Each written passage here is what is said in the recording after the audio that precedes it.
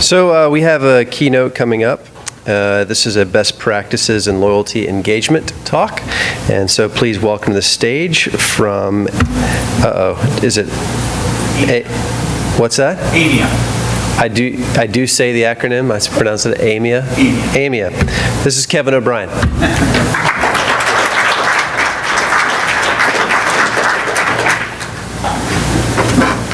Yeah, no shame in that. It's actually a made-up word, but we liked it because it said aim, and then it said aim both ways, and then AIMIA sounds like amiable, and that's friendly, and we want to be loyalty and friendly, so it was a nice word that we came up with. So good morning, everybody. It's a great spot to be coming on just after the discussions that we just had, because as much as this is called best practices in loyalty and engagement, I'm actually, as much as anything, it's about discussions around data, because you don't do loyalty without data anymore. The role of loyalty has fundamentally changed, as I think most of you know. A couple of seconds about AIMIA, because you may not be familiar with us, with that label on us. Aeroplan begat Group Aeroplan, which begat AIMIA over the last few years, and that happened as we expanded globally. So when we bought into the UK, bought the Nectar program in the UK, that also brought Air Miles Middle East, Air Miles Chile, Air Miles Nectar Italia. And then we bought Carlson Marketing a few years ago on a global basis as well, and that took us more dramatically into the proprietary loyalty side of the game. So we're now, 25 countries, and it's really, ADS was mentioned earlier. It's really us and Loyalty One that are really loyalty flag on a global basis right now.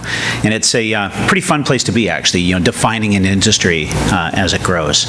So today, as I say, I'm going to be talking about loyalty and engagement and talking about data, how it's generated, how it can be used. And when I think about best practices, I'll give a few examples of some companies that are doing some interesting things. But as we think about best practices, it's a lot less about what are the loyalty practices that people are doing, and a lot more about what are you doing behind the scenes to actually do those loyalty practices the right way. How are you using them to build real relationships? How are you using them to make sure that we're protecting this resource that we have called data? And that'll be a big focus of the discussion. But before I get into that, let me talk to you a little bit about my weekend. And it's a pretty good jumping off spot. I've got 3 boys, 10, 12, and 14. If any of you are in similar circumstances, then I think your heart will go out to me as I describe this. I'm doing the Ride to Conquer Cancer for the 5th time next weekend. So I was out on the road by about 6:45 on Saturday, trying to get in a quick hour ride before I had to get going on the boys' activities. Hit Starbucks at the end of the ride. That was about 7:55. Grabbed a quick reward coffee. About 8:20, I was back out of the house with the 3 boys. 2 had baseball games. The other was umping a baseball game. 3 different fields. I used Team Snap. If any of you have kids doing team sports, you'll know that Team Snap is your Bible. It told me, who was supposed to be at what field and when. While the boys were at, I also used my weather app to be sure it wasn't going to rain, but I was pretty sure that it wasn't going to on Saturday, but wanted to double check, because if you're dropping your 10-year-old off somewhere, you don't want to be somewhere else when the game is called, and he's standing at the field in the rain expecting to be picked up. While the boys were at the game, I went off to Home Hardware to pick up some yard bags and some fertilizer, because I had some yard work to do later in the day. At 11, picked up the 3 boys from the 3 fields, grabbed a sub from Subway for my oldest guy, Robert, because he was off to his 11:30 baseball game now that he was done umping, and once again used Team Snap to confirm where he was supposed to be. Went home while Robert was at the game so my middle guy, William, could get ready for his first of 2 hockey games on Saturday, because he was in a hockey tournament. Obviously, I wasn't going to be able to get him to the tournament. The coach needed to take him, so I checked CanLan to see which CanLan location he was supposed to be at, because tournaments move around sometimes where the games are, and the manager of the team doesn't necessarily keep Team Snap as up to date as he should, so you have to go to your second source. Got the youngest, Mark, to his baseball practice for his select team at 3, and it had been moved up, so I had to double check on Team Snap that it had been moved up, because it was originally supposed to be at 4, but they decided to go to dinner and $1 Million Arm as a team afterwards. So also gave him my scene card and a Cineplex pass so that he could go to the movies, $20 for Montana's, and sent him off with his coach. Once you're busy parceling everybody out as you're doing this. So now I'm back home trying to get the yard work done that I picked up the yard bags to do. Did that, realized I needed a real hose, went in line, went online, went to Rittenhouse to order a hose reel for attached to the side of my hose. Lo and behold, I guess they're an Advantex partner. I earned Aeroplan miles. That was a nice little surprise. Then kids started to show back up again. Mark was at the game. Williams now with his coach at the hockey game. Robert came home. I realized it's time to get going. So 7:15, grab Waze to find out the fastest way to the Canlan rink because I wanted to catch the second of Williams' 2 games. Saw that the way I thought I should go was actually the way I should go. Got to Canlan.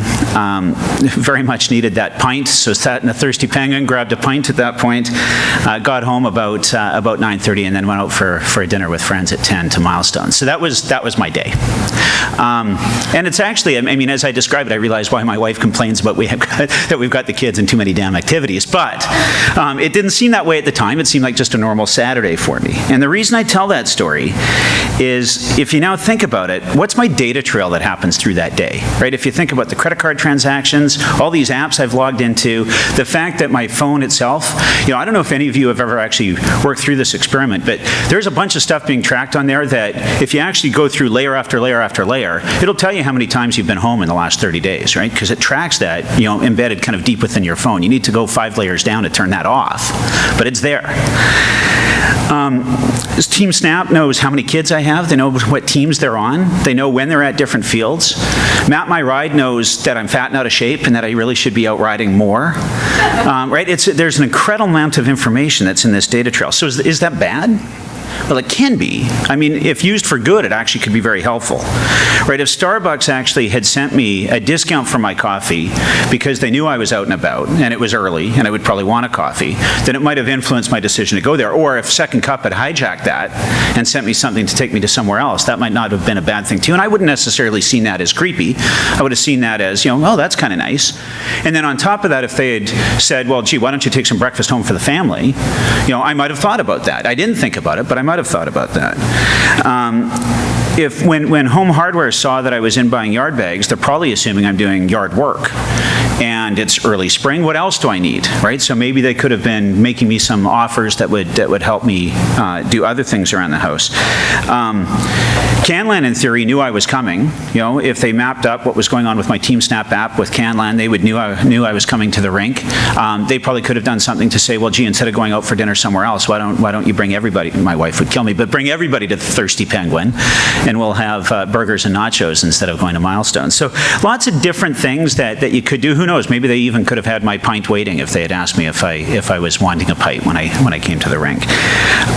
So used wisely, I think there's some real value to be added here. Used unwisely, there's a real risk. I also love the idea that somebody could actually start to say, well, let's look at other Saturdays, and therefore start to learn something over the course of time about Kevin O'Brien's family life, and how do we make that family life easier, better, simpler, cheaper, whatever it might be that actually brings real value to me, but in a way that I choose to engage. And I think that's a big part of the lesson that I want to talk about, is how you do it in a way that works. I was at C2 Montreal yesterday. I was speaking at C2 Montreal yesterday, and in the little interview they do with you after you speak, they asked me the question about, do you keep your eye on the future? And obviously anybody that's in a strategy or BD role has to answer yes to that. But what we got into based on that question was, how do we view today? How will we view today 10 or 20 years hence? And I think 2013, 2014, 2015, ultimately, we're going to view that period as a really pivotal period in the evolution of marketing and customer management, customer interactions. There's a Dickens quote up here. I'm not sure if we're going to look at it as the age of wisdom or the age of foolishness. I think it's a little bit up to us to define that. And when I talk about best practices and loyalty engagement, it's really about what are we going to do today to ensure that we look at it as the age of wisdom, not the age of foolishness.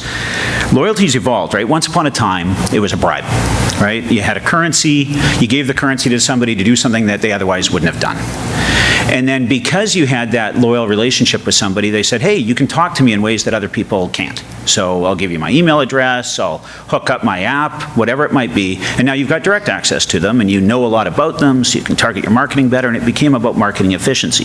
The bribe was still important, but now layered on top of the bribe was the marketing efficiency.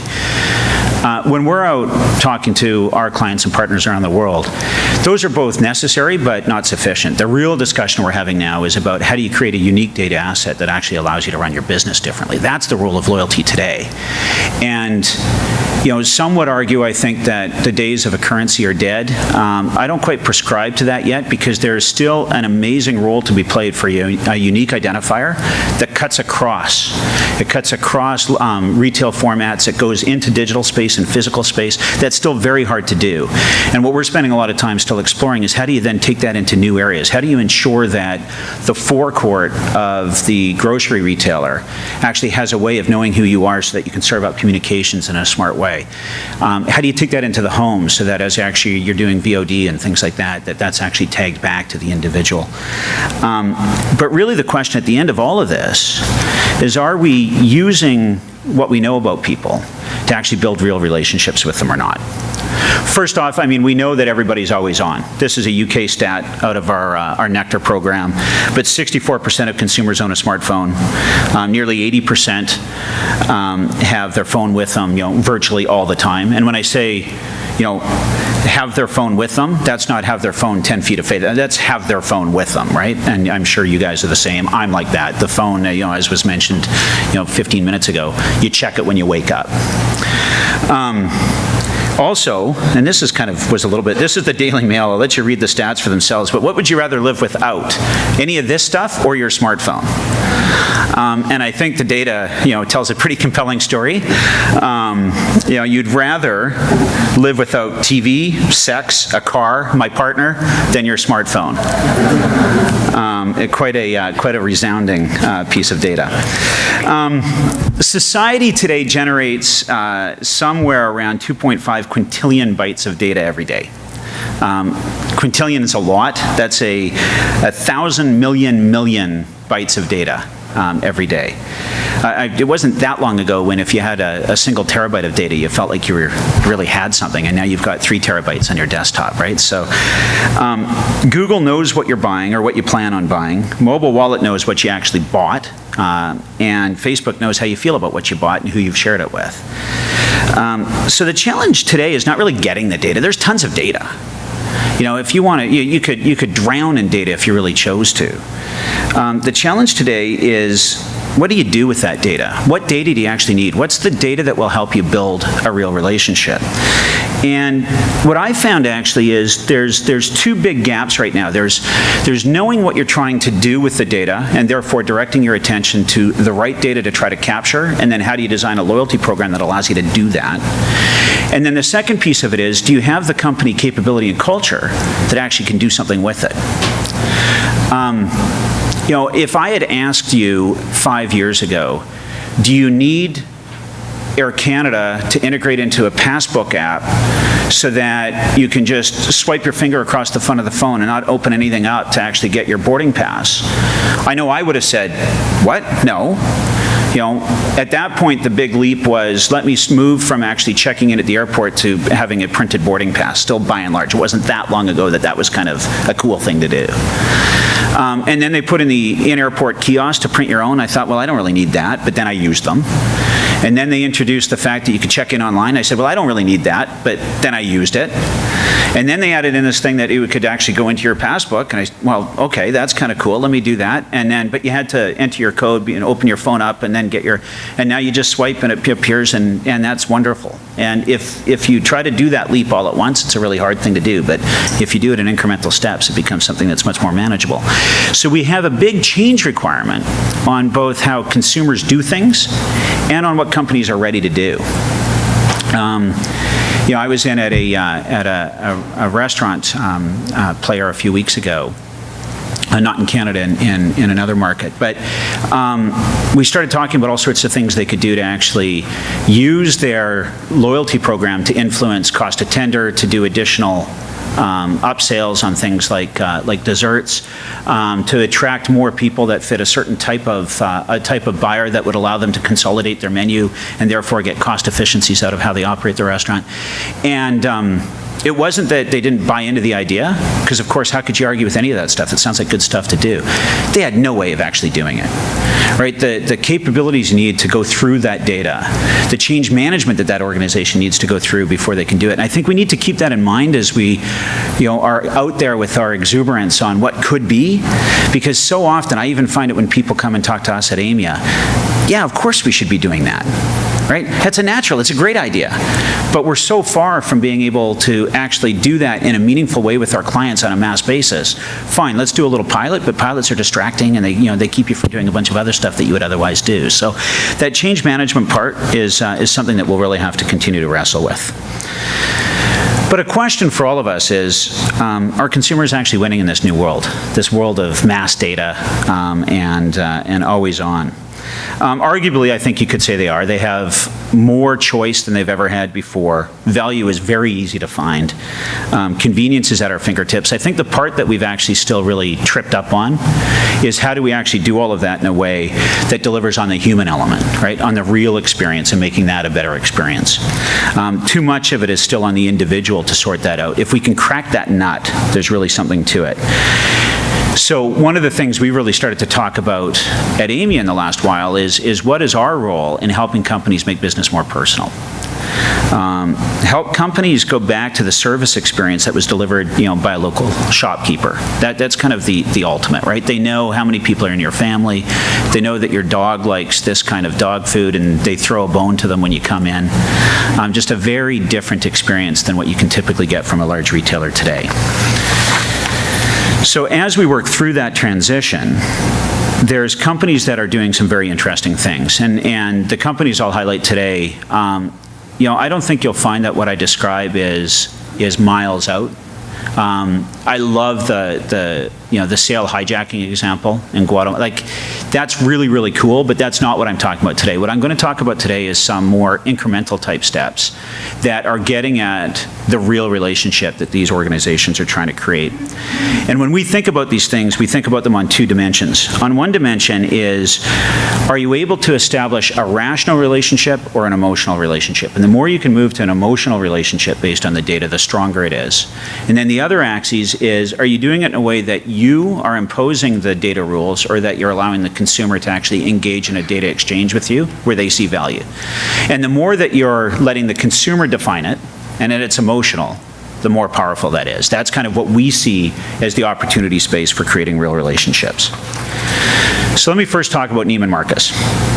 I don't know how many of you are familiar with this. I won't go through the deep details on it, but Neiman Marcus gets amazingly high scores for how people actually say that it completely satisfies my needs. It's the #1 retailer by high-income shoppers for saying, it completely satisfies my needs. And one of the things you can do with Neiman Marcus, if you're a loyal shopper of theirs, is you can opt into their Neiman Marcus app. And what they've done is they've also enabled their sales force that they know that you've opted into that app. And when you come into the store, it alerts the sales agent that served you the last time that you're in the store. And they know what you bought last time because it comes up. And they also have linked it into the Facebook profile and stuff, because that's all part of the permission-based interaction that somebody does when they do the Neiman Marcus app. So the sales associate can then pre-select some stuff because you're now in the store. And then they send a note to you to say, I've picked some stuff out for you. Would you be interested in seeing it? You don't need to say yes. If you just want to browse, you say no problem. But if you want to see it, which a lot of people then opt into doing, they'll come find you, they'll take you to where it is. And what they've found is that customers that shop with the same sales associate 3 times or more spend 10 times the ones if they actually get a new sales associate each time. And they can track that because they know there are people that have the app that aren't choosing to engage with that repeat sales associate. So it does great things for their business. Presumably, the consumers are also loving it, or they wouldn't say completely satisfies my needs when you ask them how they feel about Neiman Marcus. So, is that groundbreaking? No, that's actually relatively basic technology to do what they're doing. But it's helping them build that direct relationship in a very real and meaningful way. Starwood's another program that people often hold up. What they do, I think, a great job of really is customer focus. Their stated goal when they work on their loyalty program is to deliver loyalty beyond reason, which I think is a marvelous statement. But, for those of you that aren't part of the SPG program, it works across all the brands, right? Weston, Sheraton, St. Regis. It takes a tiered status approach, and so therefore really helps them deliver more value to those people that deliver more value back to them. They spent a lot of time trying to understand what loyalty beyond reason meant. For a lot of people, it said, I'm away a lot, make me a hero when I have my family with me. And for others, it was, if I'm going to be loyal to you, make sure you're really loyal to me and find some extra magic that you can deliver to me. So they created Moments of Truth rewards. They do anniversary rewards, redemption stay rewards. They do lifetime membership recognition. They really do a great job of the best-in-class tiering. And what it's done for them at the end of the day is one out of every 2 guests are actually enrolled in the SPG program. Attrition's down by about 10% over the last few years, and the top 2% of their guests generate 30% of their profitability. So they've really anchored down on those folks that really move the dial for them. One Platinum member, it gives you the same revenue as 26 regular guests. So it's well worth their while to invest in that. From an always-on point of view, I'll pick one little part of the Amex membership rewards program. They were looking to connect the dots between transactions and online interactions. So we heard before about it's not all about the transaction, it's about what you wrap around it as well, especially with their younger card member audience, those folks that were more socially engaged. Their research showed that more than 50% of their card members had a smartphone, and that they were moving more and more to an always-on model. So they did this Link Like Love campaign where members linked their Facebook accounts to their membership rewards accounts. And when they liked deals, they were automatically connected into their credit card, made it very easy to do things with it. Their Foursquare partnership meant that offers could be pushed out to card members. And card members then could use hashtags to actually, opt into things. So for example, those who linked their Twitter and card accounts could get a $25 gift card for $15 just by doing the hashtag Buy Amex Gift Card 25. And it really kind of took on this social momentum for them. At the end of the day, 10% of card members you were using the app to engage with benefits and offers. 43% of the redeemers through this area were actually under the age of 35, which hadn't been an area of strength for Amex. And in 5 months, the number of mobile and tablet redeemers increased by 117%. So some real success with their always-on experiments. It doesn't always need to be over-the-top digital. This happens to be email, which I think is pretty old-school digital these days. Typically, our Sainsbury client in the UK, they're part of our Nectar program, at any given point in time would have 25 to 35% of their products on special. In the old world, somebody would have to wander into a store and find what deals made sense for them as they're wandering up and down the aisle, or they flip through a flyer. All we do now is, based on everything we know about them, we take 10 of those 25 to 35%. We actually serve them up directly to somebody. Keep in mind, that's not a targeted offer, right? We haven't created an offer for that person. These are the same 25 or 35%. All we're doing is highlighting them to the Nectar member in a different way, and it's getting real traction with them. So personal offer is done in a very simple way. Many of you are probably Amazon customers. Amazon Prime, I think, is a fantastic example of using data in a smart way. I won't go through in detail. You get some good benefits from it, the free shipping, the unlimited streaming of digital media. I mean, there's reasons to opt into this, but it costs you. Right? You pay on an annual fee for it. But what they're doing with it now is, for example, during service calls, they use just enough data to actually make that service call more efficient and more effective. They're not using everything you know about everybody. And that's a key part of the takeaway here is, when they're doing those service calls, it could easily creep into creepy, but they don't. They use just enough to actually support the service call.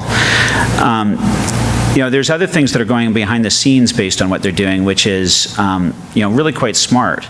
And the consumer would never even know it was happening. So if you're an Amazon Prime member and they actually see that you do recurring purchases, so they could predict what it is you're probably going to order next month, they're starting now behind the scenes to move stuff to the local DC so that when you order it next month, assuming you will, and they're willing to take that risk, instead of having to ship it from across the country, they ship it from just off the road. And therefore, instead of waiting for next day delivery, you're surprised and delighted because you get it the same day. You don't know that that's what they've done. All you know is that Amazon service is amazing, and they're using the Amazon Prime data to help deliver that. Finally, and this is one that I was happy to include, it doesn't always have to be about transactions. Sometimes it's just about making your customers feel good. Last year with Aeroplan, we put together a milestones communication, which went back over people's last 10 years in the program and highlighted for them where had they earned and what had they redeemed for. And we just put it on a timeline that they could put up on their Facebook, and we just shared it with them. We did it for almost all 4.8 million members that we had in the program.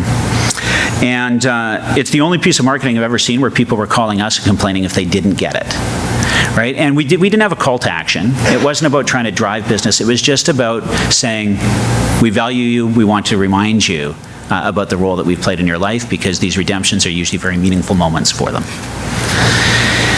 So the consistent factor in all of that is trying to put the customer first, right? If choice, value, and convenience are now somewhat table stakes, the question is, how do we create real relationships with our customers? And in the way we're thinking about it right now, and this thinking is evolving all the time, but we put the emphasis on being authentic, on being personalized, making sure there's reciprocal value.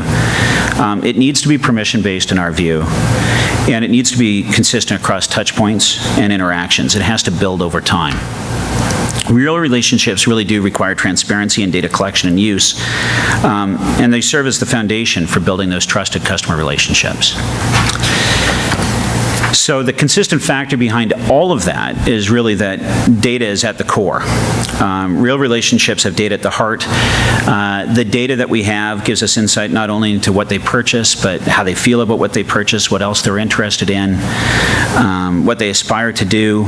Used well, you can make my Saturday a lot better, right? But you need to be able to be creative in how you do that.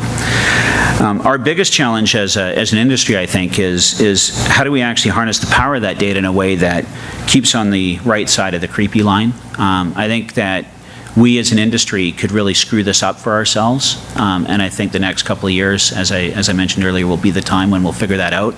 If we don't do it well, we'll be regulated, and it'll become much more difficult to do this in the right way. If we do it well, it can actually, I believe, can become a competitive advantage for companies that are really good at it, because it will build trust relationships with your customers. I remember talking about data a couple of years ago, and the AIMIA expression that we threw around at the time is data is the new oil. Now I hate that one, because oil is a resource that you use up. And I think we need to think about data as a renewable resource, right? One that we're cultivating and fostering and replanting and taking care of. So I don't know what the data is the new X is. I don't know, data is the new hydroelectricity. It doesn't have the same sort of ring to it. But I do think we need to think collectively as data as a renewable resource. So hopefully that gives you some food for thought. I don't know if it was really what you were expecting to see when you saw something about best practices in loyalty engagement, because to me the best practices are about how we actually manage behind the scenes. Just some thoughts for you. I think we need to ensure we're always using loyalty and data to serve customers better. If we use that as our lodestone, then we'll make the right decisions. We need to ask for permission and be transparent. We need to ensure that we retain trust, that there's reciprocity, and we need to make sure we deliver value in every transaction. And with that, I'll stop, because I think that's, probably, I wasn't keeping track, but probably 25, 26 minutes, which leaves us a couple of minutes for time for questions if there are any.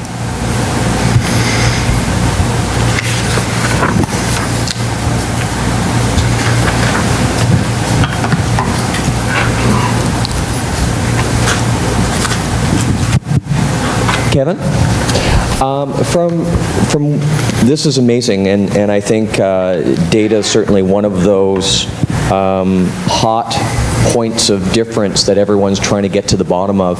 From your experience at AIMIA and other experiences working with clients, how are you mining this data? As you said, there's a lot of it.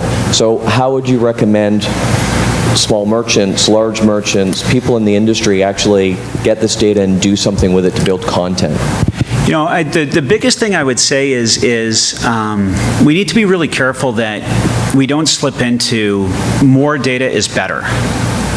And I'll date myself a little bit. When I used to be in strategy consulting for basically a career before I came into Aeroplan. And when I first joined, we didn't each have our own computer. There was a bullpen of computers, and nobody had email or anything, right? It was before all of that existed. And so therefore, and it was really hard to get information. It was hard to get data, right? It cost like a lot of money to go out and build RAID array stacks of data storage that you could do stuff with, and then you would mine your way through it. And so therefore, you really thought carefully about what data you needed to make the right decisions. And then you went out and you got that data.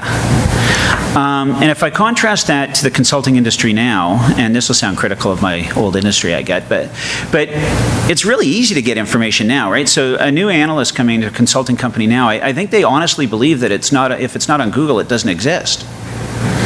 And so they'll go online, they'll do a search, and they'll find what they can find, and if they have to pay for it, they'll pay for it. But that's the world that is available to them. And the idea that you would actually think through in advance what you really needed and who's got that, or how do you generate it, is something that is a little bit foreign to them. So what would my recommendation be to folks that are trying to do this well? I think you really have to spend a lot of time up front thinking about what it is you're trying to do and then design appropriately. And I'll use a really, really simple example on that. We changed what Aeroplan does with ESSO a couple of years ago because with the way we used to work with ESSO, you got the same amount of Aeroplan miles regardless of grade of fuel that you bought. And then just the beginning of last year, we switched that where you get more miles if you buy more expensive grades of fuel. That's good things economically for both of us because it encourages people to do the higher grades of fuel. But more importantly, actually, it really simplified the data capture around what grade of fuel people were buying. Because now we knew, because it needed to be captured as part of that loyalty design, what grade of fuel they were buying, instead of having to go into the data and actually try to pull that out. I think the more you can think about those kinds of questions at the design stage, what kind of data would be useful for the kinds of decisions that you're trying to make, you can really, really simplify the data process itself. We like to talk about smart data or relevant data, not big data. Big data is just big, overwhelming. Relevant data is really, really powerful. So how do you actually find the data in big data that becomes relevant data? Thank you. Huh? We heard comments on one of the panels yesterday that I really agree with, which are that prepaid and gift cards, specifically in retail, are kind of an organic form of loyalty because it's a promise to visit the location on behalf of the customer. So just wondering what your thoughts are on the role of gift cards, maybe specifically in retail, with loyalty and consumer engagement. You know, it's they play a multifaceted role. Obviously, the most commercial role that gift cards play is they're a very important redemption vehicle out of almost any loyalty program, and because they drive purchase opportunities that are larger than the denomination of the gift card typically, retailers love them. And I think the form factor of gift cards will obviously change, just like the form factor of loyalty programs will change. I mean, it'll go digital. You'll no longer be carrying plastic at some point. You'll be gifting it in electronic currency. But I think the role of them will continue to be important. Do I believe that gift cards play the same loyalty effect or have the same loyalty impact as a loyalty program? My view would be no, because I think what they do a decent job of is some of the same characteristics of the bribe. They don't do nearly as good a job, I don't think, as really what you can do from a data collection, data creation point of view. You can be a lot more creative on the before, during, and after with a broader lens to how you design a loyalty program. And there's a level of engagement that you can engender out of a deeper relationship that I think is harder to get in that gift card world. With that said, I think they will always play a role. Like, I think actually what Starbucks has done with the way they've allowed the gift cards then to be loaded into the Starbucks app, and they become kind of the way that you start to engage into their loyalty ecosystem, I think is really quite clever. So I think they'll be a part of the puzzle, but generally speaking, especially as the ability to create relatively inexpensive yet relevant loyalty opportunities for folks becomes easier and easier. I think that some of what people used to use them for from a loyalty point of view will actually start to blur, and you'll do it in other ways.